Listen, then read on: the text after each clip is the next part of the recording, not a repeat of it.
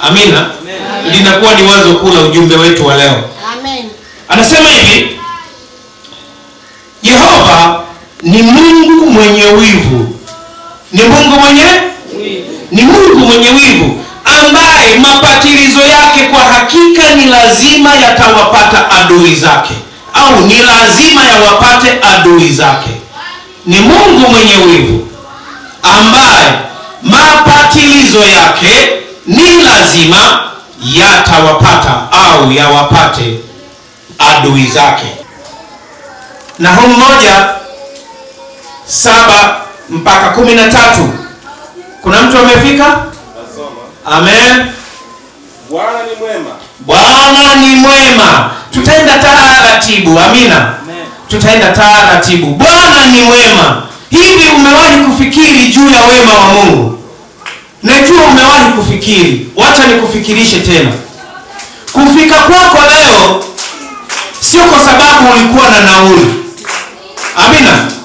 Na kufika kwako leo katika ibada hii si kwa sababu kulikuwa na wito wa mchungaji. Pamoja na hayo ni wema wa Mungu. Amina. Amen. Tazama Mungu alivyo mwema, ametuachia mikono na miguu. Kuna mtu ameshuhudia hapa, anasema aliokolewa katika ajali. Huo ni wema wa nani? Wa Mungu. Kwa hiyo Mungu anasema kwamba Bwana ni mwema. Endelea mtumishi.